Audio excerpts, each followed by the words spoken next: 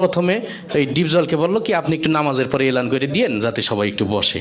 তাই ডিপজল নামাজের পরে তার মতো করে এলান করতেছে এইভাবে, ইনশাল্লাহ ভাই বাকি নামাজের পরে মসজিদ ইমানে কিনের কথা হইব, ওই মুসল্লি তোরা গলতে ববি, নাইলে কিন্তু সানডে মানডে ক্লোজ করে দিব, কয়া দিবা লাচ্ছি।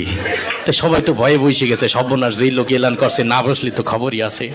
তারপরে ওই প্রথম যে ইমানের বিষয়টা, কালেমার বিষয়টা দেওয়া হলো মিশা সওদাগরকে, যে আপনি একটু কালেমার বিষয়টা আপনার মতো একটু সাজাই গুছাই বলেন।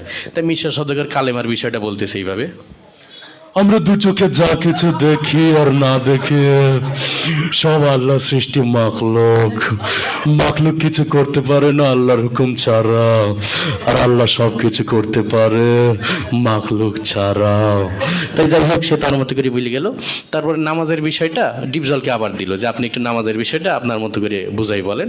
তাই ডিপজল নামাজের বয়ানটা করতে সেইভাবে, এই আল্লাহ রসুল যেমতে যেমতে নামাজ পড়ছে আর সাহাবিগো হিকাইছে অমতেই নামাজ পড়তে হইব, বোঝো নাই মাসলাডা দুধু খা, ওই নৌসাব নামাজ হিকাই দিবি। যাই হোক সে তার মতো করে বললো। তারপরে জিকিরের বিষয়টা দিয়ে হলো কাবিলাকে, যে আপনি একটু আপনার মতো করে কি জিকিরের বিষয়টা একটু বুঝাই বলেন।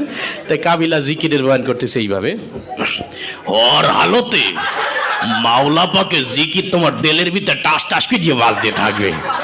জিকির হইলে যদি তুমি কবরের ভিতরে হান্দাইতে পারো তাইলে তো বাইসি গেলা, আর জিকির না হইলে কবরে হান্দাইলে ফেরেশতারা তোমার 14 শিখের ভিতরে হান্দাই দেবে। যাই হোক সে তার মতো করে বলে গেল। তারপরে একরামুল মুসলিমিন, মুসলমান পরস্পর হৃদ্যতা ভালোবাসা, এটা দিয়ে হইলো নায়ক ওমর সানিকে। তো ওমর সানি তার মতো করে বুঝাই বলতেছে এইভাবে, একজন মুসলমান আরেকজন মুসলমানের দুঃখ কষ্ট ভাগাভাগি করে নেওয়ার নাম একরামুল মুসলিমিন। চৌধুরী সাহেব আমরা গরিব হতে পারি, আপনার মতো বদদিন নই, আমি গত মাসেও 3 লাখ দিয়েছি। যাই হোক সে তার মতো করে বললো। এরপরে ওই সহিনিয়ত, আমরা যা কিছু করবো একমাত্র আল্লাহকে রাজি খুশি করার জন্য করব, এটা দেওয়া হইলো নায়ক মান্নাকে। মরহুম মান্না এসে তার বয়ানটা করতেছে এইভাবে,